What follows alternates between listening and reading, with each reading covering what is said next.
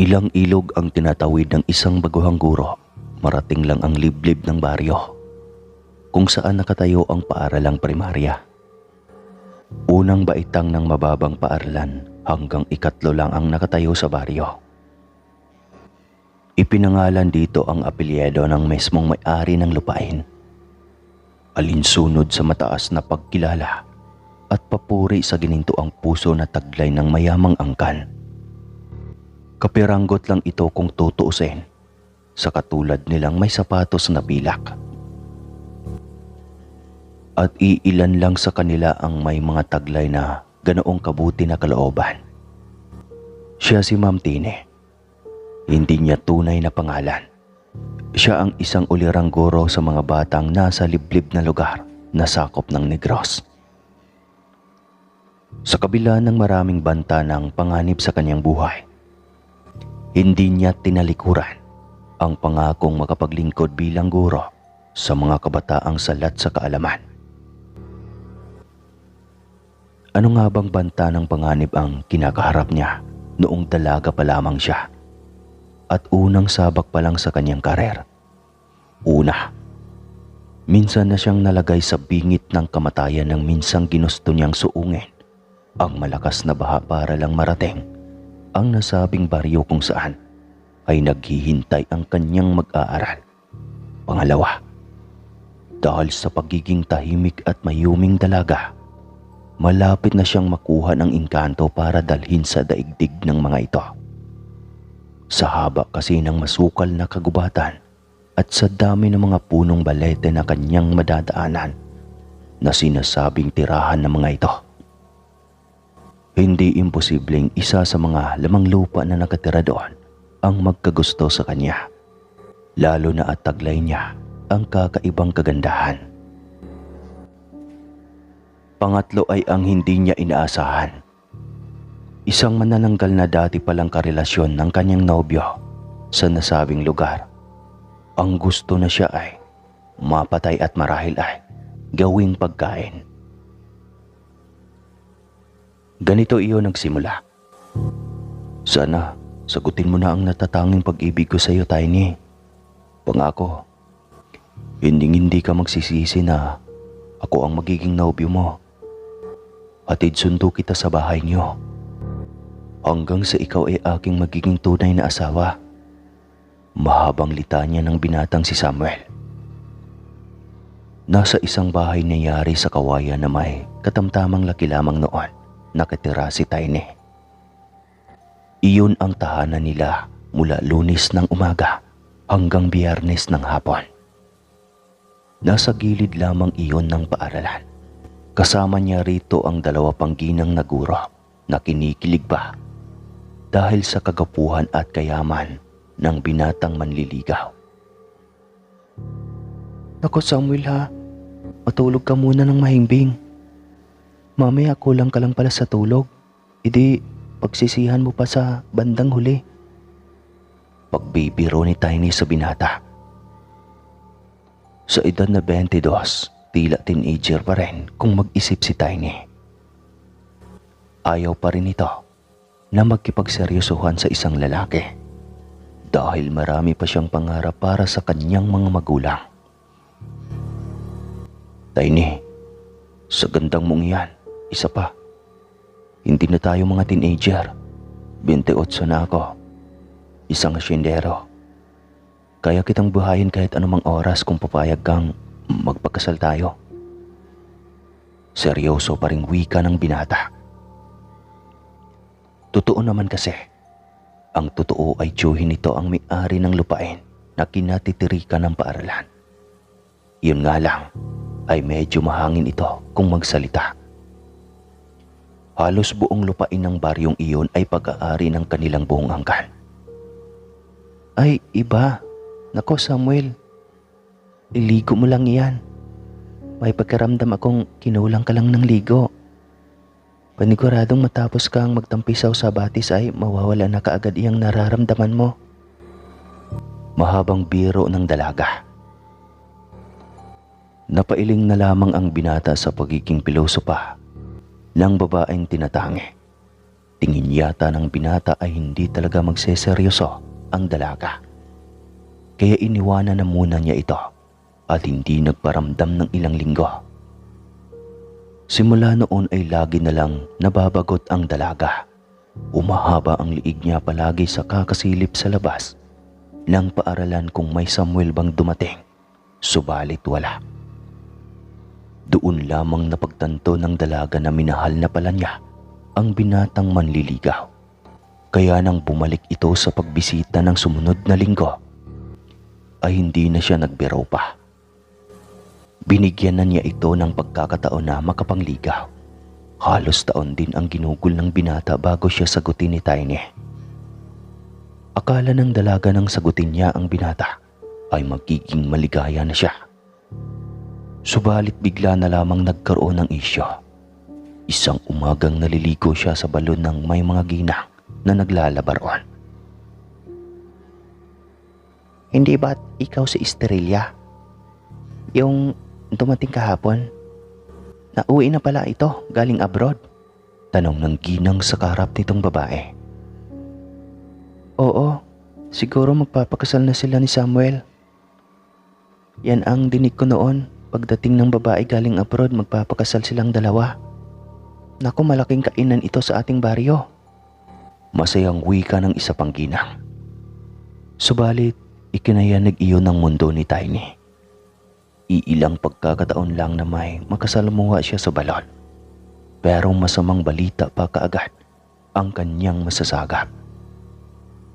Madalas ay walang tao dahil 4:00 pa lang ay nandoon na siya. At isang matandang babae na naglalaba rin ang kadalasan niyang makakasabay doon. Pinigil ni Tiny ang sarili na huwag umaiyak. Ayaw niyang ipaalam sa kanyang mga kasamahang guro ang nangyari. Subalit truma iyon sa katulad niya na unang pagkakataon pa lang na nagmahal. Buong puso siyang nagtiwala. Ibinigay niya iyon lahat dahil akala niya ay totoo ang pag-ibig nito sa kanya. Subalit iyon pa ang mababalitaan niya. Hindi alam ng dalaga kung saan ba niya ibuntol ang kanyang galit. Ayaw rin niyang magtaka ang kanyang kasamahan sa trabaho. Kinabukasan maaga niyang pinauwi ang kanyang mga mag-aaral. Ngunit hindi rin siya umuwi kaagad. Sa paaralan na niya gagawin ang kanyang mga lesson plan. Para na rin maibunton niya ang kanyang sama ng loob sa nobyo. Ayaw rin niyang umiyak sa harap ng kanyang mga kasama. Habang nagsusulat ay hindi niya mapigilan ang mga luhang gustong kumuwala sa kanyang mga mata. Kahit anong gawin niyang aliw sa sarili, ay hindi talaga siya makalimot. Hindi niya matanggap sa kanyang sarili na maling tao ang inalayan niya ng kanyang pag-ibig. Nakarinig siya ng mga yapak kaya napakayuko pa siya upang hindi nito makita na umiiyak siya. Inakala kasi niyang isa sa mga kasama niyang guro. Huli na nang mapagtanto niya na mabibigat ang mga yabag na iyon. Hindi sa takong ng bakya na suot na ang kanyang kasama. Pumasok kaagad sa isip niya na si Samuel ito. Pag-angat niya ng kanyang ulo ay siya ring pagsambit ng binata sa kanyang pangalan. Tiny, mahal. Nag-aalalang sambit nito ng kanyang pangalan. Ano pang ginagawa mo dito? Umalis ka na. Asik ng dalaga sa binata. Bakit ba? Hindi kita maintindihan. Ilang araw lang akong nawala, ganyan ka na. Ano ba nangyari? Nagtatakang tanong ng binata. Ilang araw kang nawala dahil sinundo mo ang iyong nobya. Dahil magpapakasal na kayo. Ginawa mo lang akong panakipbutas. Sinungaling ka. Litanya ng dalaga at mas lalo pang naiyak. Nagtaka ang nobyo kung saan ito nasagap ang balitang iyon. Mariin niyang itinanggi ang impormasyon na nakalap ng nobya. Dahil ang totoo ay galing siya sa bahay ng dalaga at nagpaalam sa mga magulang nito na mamanhika na sa darating na Sabado. at kaya ilang araw siyang hindi napagkita dahil abala ito sa pamimili ng kakailanganing lutuin sa pamamanhikan. Ipinaliwanag rin ng binata na kailangan na niyang matali sa kanya bago pa dumating ang dating karelasyon upang hindi na ito maghabol. Kwento ng binata na bago ito umalis ay nakipaghiwalay na siya rito. Bago ito umalis ay nabisto itong isa palang aswang. At para humupa ang intriga sa kanya ay ng ibang bansa ito. Pinag-iusapan pa ng binata na huwag nang tumuloy, ngunit halatang guilty ito sa pangyayari at gustong takasan kaya walang nagawa ang binata. Hiniwalayan niya ito ngunit makalipas ang ilang buwan, sumulat ito kay Samuel. Pagdating niya ng Pilipinas at wala pang asawa ang binata, ibig sabihin ay siya pa rin ang gusto nito. At sa pagkakataong ito ay magpapakasal na siya kay Samuel. Tinanong ni Tiny ang binata kung mahal pa ba nito ang dating nobya. Mabilis na umiling si Samuel. Wala na siyang ibang pangarap ng mga panahong iyon kundi ang maikasal sa dalagang guro. Minahal niya noon sa Estrella. Wala rin namang katibayan ang pag-aakusa rito ng ibang tao na isa itong aswang. Iyon nga lang ay bigla ring naglaho nang iniwanan siya nito para pumunta ng abroad. Napatayo ang dalaga at mabilis na nilapitan ang nobyo. Niyakap ito ng mahigpit na parang ayaw nang pakawalan. Ayaw niyang mapunta ito sa ibang babae, kaya papayag na kaagad siyang mamanhikan ito sa kanila. Aswang iyon at walang palya ito kung makabisita sa kanila. Isang gabi nakakaalis lang ni Samuel galing sa pagbisita kay Tiny. Nakaramdam ang dalaga na tila tinatawag siya ng kalikasan, kaya lumabas siya ng bahay para sanang magbanyo. Subalit hindi pa siya nakapasok sa pintuan ng banyo nang dambahan siya ng isang nilalang mula sa kanilang bubong. Nakatalikod siya kaya hindi niya iyon napaghandaan. Pagkabukas niya ng pinto ay may narinig siyang ingay at inakala niya na pato lang iyon. Kaya hindi niya napansin.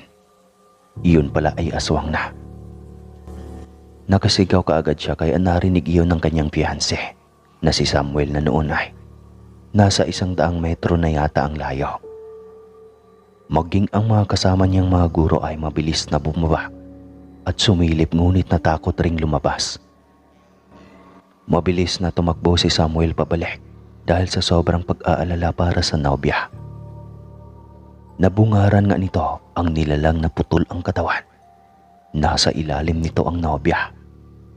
Mabilis kinuha ng dalaga ang malaking putol na kahoy na nakasandig sa haligi at buong lakas iyon na hinampas sa ulo ng nilalang. Nasaktan ito kaya bumaling ang atensyon sa kanya. Si Tiny ay napatigil din sa pag-iiyak. Ramdam nito ang hapdi ng mga kalmot na gawa ng nilalang. Manananggal iyon. Batay sa kanyang itsura. Putol ang katawan at parang pakpak ng paniki ang mga kamay nito. Susugod na sana ito kay Samuel ngunit mabilis na hinampas muli ng lalaki ang ulo. Ngunit hindi natamaan. Nadapyasan lang ito at tumama sa kanyang pakpak.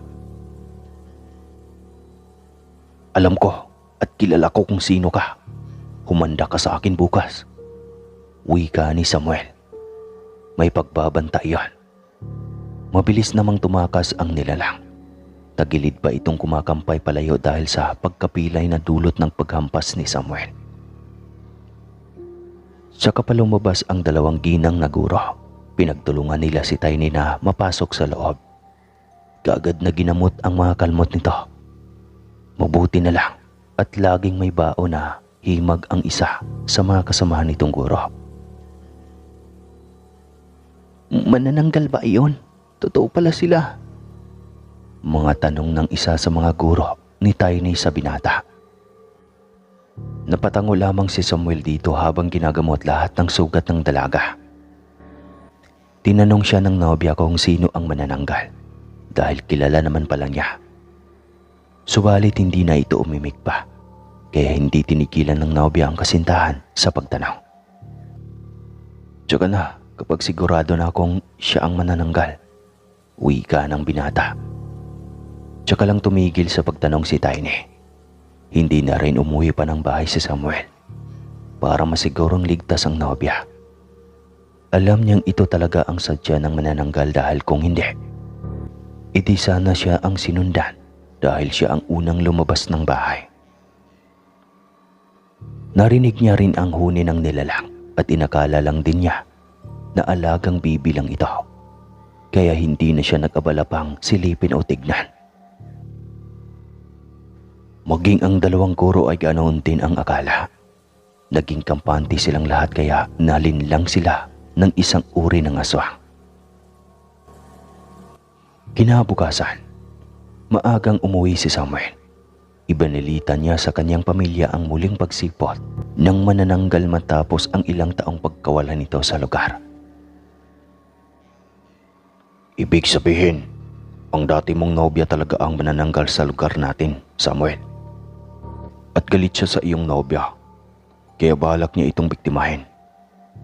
Kailangan mong bantayang maigi ang nobya mo, wika ng ama ni Samuel nang magkagahan na sila. Hindi pa, kailangan nang mawala ang pamilyang iyan sa ating lugar, wika ng binata sa ama. Tinutulan iyon ng ama, kilala niya kasi ang mga magulang nito. Mabubuti raw ang mga magulang at kapatid ng dalaga. Katunayan noong nawala itong muli, ay tumahimik na muli ang tungkol sa kinatatakutan na manananggal. Hindi naman kasi lumaki sa pamilyang ito ang dalaga. Anak ito ng ama sa unang asawa na galing sa ibang probinsya. Bigla na lang itong sumipot sa lugar na ipinaalam na wala na ang ina. Kaya tinanggap na rin ito ng ama upang may makapag-alaga at may maituring na pamilya.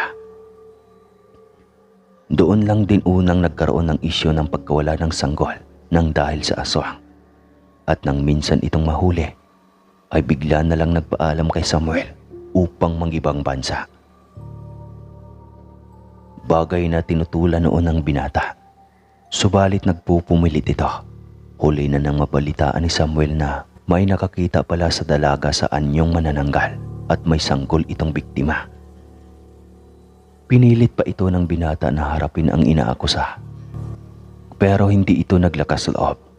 Kaya sumagi kaagad sa isip ni Samuel na marahil ay totoo ang paratang. Kaya nakipaghiwalay na siya ng tuluyan rito. Ayaw pa ng dalaga subalit naging buo kaagad ang pasya ni Samuel. At kahit ganoon ang desisyon ng binata, ay tumuloy pa rin ito sa pangingibang bansa sa Estrella. Kaya tuluyan nang nawala ang nararamdamang pag-ibig ng binata sa nasabing dalaga. Anong gagawin natin pa? Tanong ng binata na nanghingi ng saklolo sa ama. Kailangan nating bantayan ang babae. Kung saan niya iniwan ang kanyang putol na katawan. Nanakawin natin iyon at lagyan ng asin bago ilibing. Paniguradong mamamatay na rin ito pagkalipas ng 1 linggo na hindi maibalik ang kanyang normal na katawan. Mahabang litanya ng ama. Iyon nga ang kanilang ginawa. Binantayan ng mag-ama ang dalaga. Sa paglabas nito ng bahay hanggang sa pagpasok nito sa masukal na kagubatan. Nang makita nila ang nilalang na lumilipad palayo sa lugar, ay tsaka lang nila mabilis na hinanap ang naiwang putol na katawan. Matagal rin bago nila iyon nahanap. Mabilis nila itong pinasan at dinala sa kabilang gubat na masukal rin. Nilagyan nila ng asin tsaka mabilis na nagkukay para ilibing roon ang putol na katawan ng dalaga. Matapos magkukay ng may kalaliman, ay kaagad na hinulog roon ng binata ang putol na katawan. Tsaka tinabunan ng lupa. At sinunod ay ang mga basura. Mga tuyong dahon upang hindi halata na may binungkal na lupa. Umuwi sila at naghintay ng balita. Iyon na nga at mabilis na kumalat sa baryo ng hapong iyon din na ang pagkawala ng dalaga. Hindi na raw ito nakita pa ng ama pagkagising niya isang umaga. Hindi rin daw ito nakipagtana na siyang hula ng iba dahil wala naman itong nobyo. Hanggang umabot pa ng linggo at buwan, wala na nga manananggal pa ang nagparamdam. Wala na rin ang dalagang dating kasintahan ni Samuel at hindi niya pinagsisihan kung napatay man niya iyon. Isang malaking salot lamang iyon sa kanilang baryo. Dumating ang araw ng kasal nila Tiny. Naging matagumpay iyon. Walang anumang sagabal at walang humadlang. Simula sa araw na iyon, tuluyan nang naging residente ng lugar ang bagong babae. Malaki ang naging parte nito kasama ng iba pang kasamahan ng mga guro sa buhay ng mga kabataan na doon lumaki at nagkamalay. Dahil sila lang ang unang tao na nagturo sa mga ito kung paano magbilang at magsulat, maging ang tamang pag-uugali ng isang batang Pilipino. Hanggang dito na lang po mga kaaswang. Muli po, ito si Tiny at hindi ko na babanggitin pa kung saang lugar ako naroon. Wakas.